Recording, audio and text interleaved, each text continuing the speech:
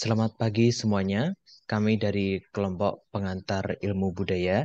Hari ini kami akan mempresentasikan sebuah materi di mana kita membedah karya sastra dengan teori strukturalisme. Mata kuliah ini diampu oleh Bapak Iksan, SPD MSN. Yang pertama, saya akan memperkenalkan dulu anggota kelompok kita. Yang pertama adalah Aska Fikri Zaidan, yang kedua adalah Raka Cendikia Supriyatna Putra, yang ketiga adalah Primayuda Arisanjaya, yang keempat adalah Ilham Kodri, dan yang kelima adalah saya sendiri sebagai moderator Nivari Gading Wicaksono. Baik, untuk materi pertama, mari kita membahas dulu apa itu strukturalisme, siapa tokoh yang mengemukakan, dan juga penerapannya pada karya sastra.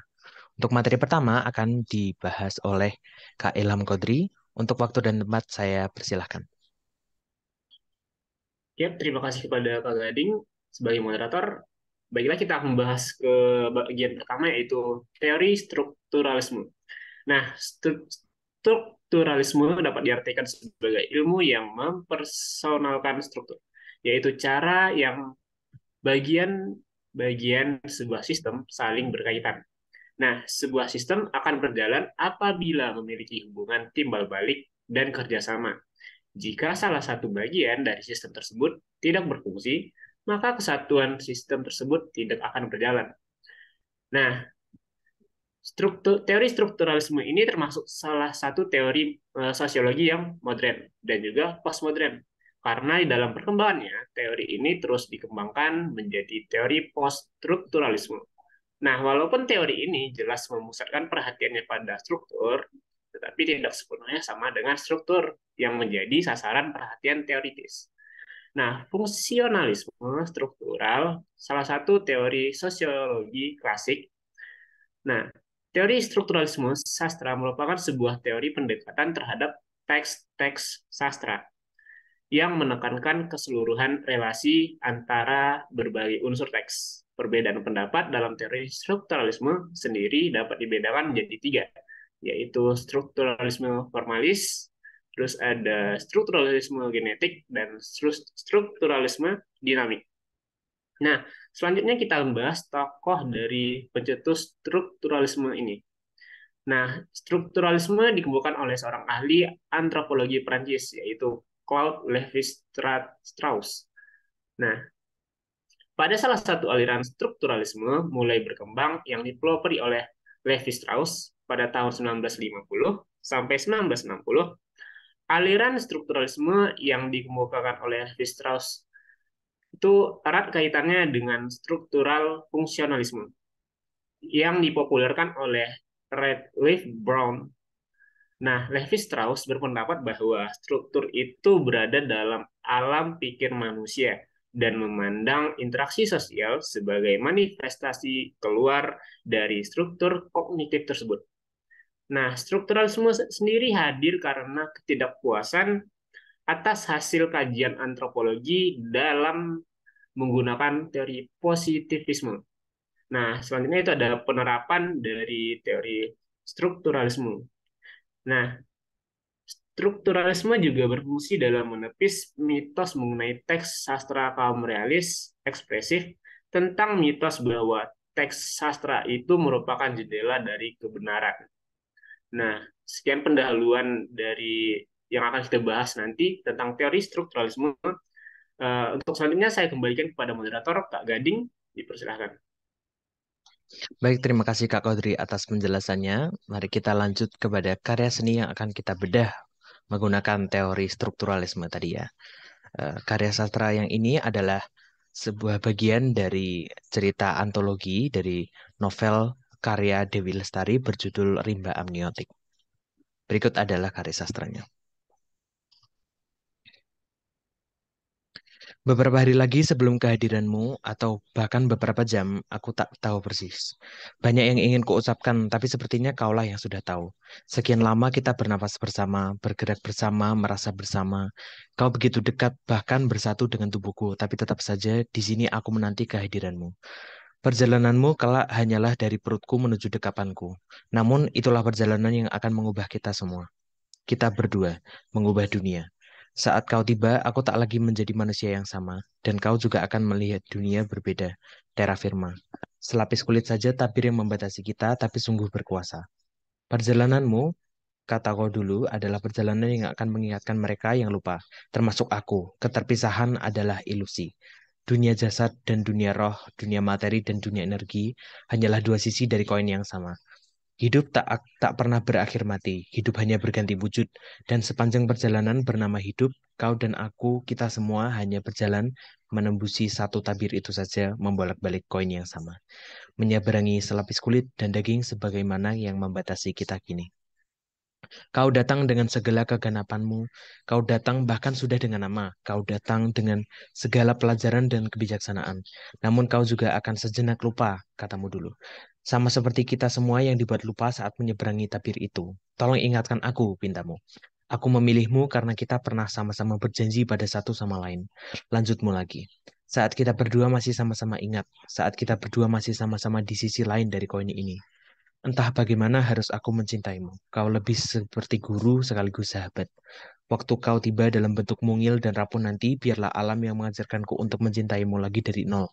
Seolah kita tak pernah bertemu sebelumnya, seolah kita tak pernah bercakap-cakap bagi dua manusia dewasa, karena dalam bahasa jiwa semua seolah yang kusebut barusan tiada guna. Waktu, usia, dan perbedaan jasad kita lagi-lagi hanyalah hadiah dari sisi koin di mana sekarang kita tinggal. Hadiah yang harus direngkuh dan diterima. 9 bulan ini mereka bilang aku tengah mengandungmu. Aku ingin bilang mereka salah. Kamulah yang mengandungku. Seorang ibu yang mengandung anak di rahimnya sesungguhnya sedang berada dalam rahim yang lebih besar lagi. Dan dalam rahim itu, sang ibu dibentuk dan ditempa. Embrio kecil itu mengemudikan hati, tubuh, dan hidupnya. Terima kasih telah mengandungku, menempatkanku dalam rimba amniotik di mana aku belajar ulang untuk mengapung bersama hidup, untuk berserah dan menerima apapun yang kau persembahkan, kini dan nanti. Manis, pahit, sakit, senang kau ajari aku untuk berenang bersama itu semua, sebagaimana kau tengah berenang dalam tubuhku dan merasakan apa yang kurasa, mengacap apa yang kumakan, menghirup udara yang kuendus tanpa bisa pilih-pilih. Kau terima semua yang kupersembahkan bagimu. Terima kasih untuk perjalanan ini, untuk pilihanmu datang melalui aku, untuk proses yang tak selalu mudah, tapi selalu indah. Aku tak sabar untuk mengenalmu lagi, lagi, dan lagi. Ya, jadi itu adalah karya sastra dari Dewi Lestari yang berjudul Rimba Amniotik. Untuk analisis akan kita bahas mengenai struktur dari karya sastra itu sendiri. Oke, yang pertama adalah analisis utama dan juga tema, tokoh, dan juga penokohan yang akan disampaikan oleh Kak Aska Fikri Zaidan. Untuk waktu dan tempat, saya persilahkan. Terima kasih Kak Gading. Saya akan menjelaskan bagian analisis pada cerita pendek rimba amniotik adalah bagian dari sebuah novel antologi Madre, sebuah novel antologi karya Dewi Lestari. Novel ini diterbitkan tahun 2011, sebuah kumpulan kisah yang ia tulis dalam jenjang waktu 5 tahun, dari 2006 sampai 2011. Rimba Amniotik adalah satu-satunya karya sastra yang diambil dari kisah nyata penulis dalam antologi tersebut. Dikarenakan cerita ini mengenai perjalanan penulis dalam mengandung anaknya yang kedua. Judul Rimba Amniotik itu sendiri disebut dalam cerita yang mempresentasikan dunia di dalam kantung amnion, tempat tumbuhnya janin dalam kandungan. Kemudian pada bagian tema cerita ini mengambil tema maternitas dan filosofi kehidupan yang merupakan sebuah perjalanan yang penuh dengan suka dan duka dan sifatnya universal di antara komunitas wanita yang mengandung. Secara keseluruhan, tema dari cerita ini didukung oleh alur yang menjelaskan aku sedang mengandung anaknya dan hubungan di antara keduanya terhubung lewat percakapan psikologis. Pada bagian tokoh, tokoh aku merupakan tokoh sentral dan satu-satunya yang muncul dari awal sampai akhir cerita. Tokoh aku adalah Dewi Lestari, penulis novel yang sedang ada dalam perjalanan mengandung anak kedua, Atisa. Sebagai dituliskan di bawah karya sastra tersebut, tokoh Bayu tidak ditulis namanya di dalam karya, melainkan disebut dengan kata kamu dan engkau. Pada bagian penokohan, tokoh aku merupakan tokoh sensitif dengan naluri maternitas yang kuat. Setiap baris mempresentasikan karakternya yang penuh dengan pertimbangan, perhatian, dan rasa hormat kepada figur janin yang dibicarakan secara figuratif. Sekian lama kita bernafas bersama, bergerak bersama, merasa bersama. Kau begitu dekat dengan bahkan bersatu dengan tubuhku, tapi tetap saja di sini aku menanti kehadiranmu. Kalimat tersebut menunjukkan karakter aku yang sentimental, membahas mengenai 9 bulan yang ia alami bersama janin di dalam kandungannya. Bagaimana ia merasa terdapat koneksi yang sangat dekat di antara mereka, namun tetap terpisah oleh dinding fisik. Kamulah yang mengandungku, seorang ibu yang mengandung anak di rahimnya. Sungguhnya sedang berada di dalam rahim yang lebih besar lagi. Dalam rahim itu, sang ibu dibentuk dan ditempa. Embrio kecil itu mengemudikan hati, tubuh, dan hidupnya. Bayi tersebut menunjukkan karakter aku yang penuh dengan rasa hormat kepada janinnya. Transformasi aku menjadi seorang ibu merupakan perjalanan yang dibentuk dari janin itu sendiri. Bagaimana keseluruhan pola pikir aku ditempa oleh pengalaman 9 bulan yang ia habiskan bersama calon bayinya. Kemudian pada bagian alur akan dijelaskan oleh Mas Raka.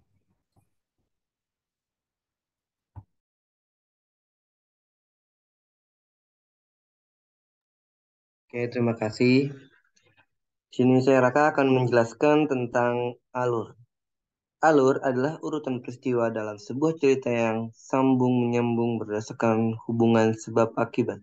Pemahaman alur akan memudahkan kita memahami peristiwa dalam sebuah cerita. Alur adalah struktur rangkaian kejadian dalam cerita yang disusun sebagai sebuah interrealisasi fungsional dan sekaligus menandai urutan bagian-bagian dalam keseluruhan fiksi. Alur dalam cerita ini adalah alur campuran yang menunjukkan percakapan mengenai masa awal kehamilan, masa sekarang, dan juga alternatif masa depan yang dibahas dengan detail. Alur ini juga memiliki hubungan dengan penokohan aku yang imajinatif, di mana percakapan yang ia lakukan dipenuhi dengan pengandaian. Oke, selanjutnya latar. Latar waktu 9 bulan terakhir. Latar waktu ini menunjukkan bahwa aku telah menjalani kehamilan selama 9 bulan dan hanya butuh waktu sebentar lagi hingga bayi itu lahir.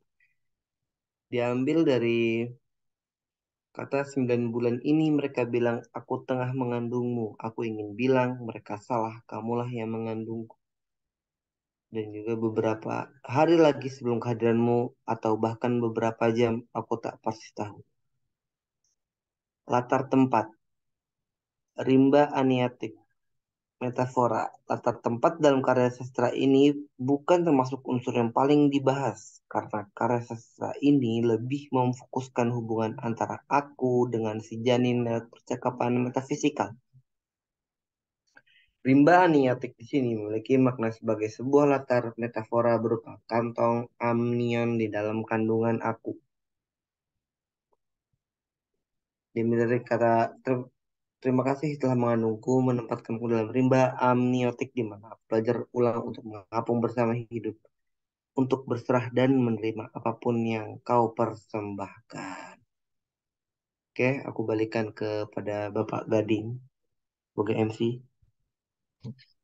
Terima kasih Kak Raka Cendikia dan terima kasih juga kepada Kak Aska Fikri Zaidan untuk penjelasan analisis dari karya sastra ini. Jadi kita tadi dari bahas ya tema dan tokoh dan penokohan, alur serta latar dari karya sastra tersebut. Oke, jadi kita sampai di bagian terakhir yaitu kesimpulan yang akan disampaikan oleh Kak Primayuda Ari Sanjaya. Untuk waktu dan tempat saya persilahkan. Oke, terima kasih Deding. Saya akan membacakan kesimpulan. Kesimpulan dari karya tersebut, pendekatan struktural bertujuan memaparkan fungsi dan keterkaitan antara berbagai unsur karya sastra yang secara bersamaan menghasilkan sebuah karya yang utuh. Namun yang lebih penting adalah menunjukkan bagaimana hubungan antar unsur yang satu dengan yang lainnya. Karya Rimba Amniotik, karya Dewi Lestari menampilkan percakapan metafisikal antara tokoh aku sebagai ibu yang sudah mengandung selama 9 bulan dan juga kehadiran tokoh janin yang ada di dalam cerita dari awal.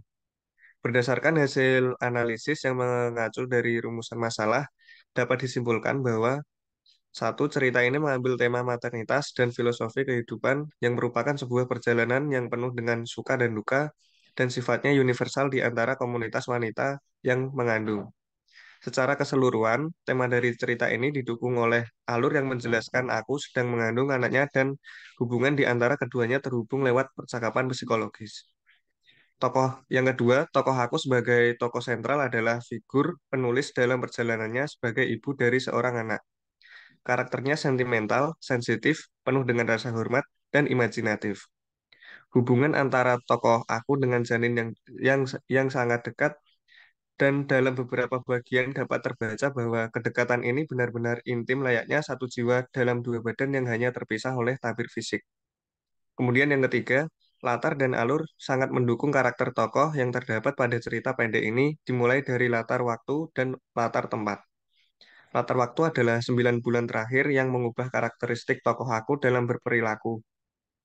Cakapan yang ada di dalam cerita pendek merupakan pengandaian dari masa lalu dan masa yang akan datang, yang merupakan implementasi dari alur campuran. Terima kasih. Saya kembalikan ke Gading sebagai moderator. Baik, itu adalah kesimpulan dari presentasi kita hari ini dalam membedah karya sastra menggunakan teori strukturalisme. Ya, tadi kita sudah membahas juga strukturalisme itu apa dan juga penokohannya. Kita juga sudah membahas kesimpulan dari pembedahan karya kita dari awal sampai akhir. Dan demikian adalah presentasi dari kelompok kami. Apabila ada kesalahan kami mohon maaf. Wassalamualaikum warahmatullahi wabarakatuh.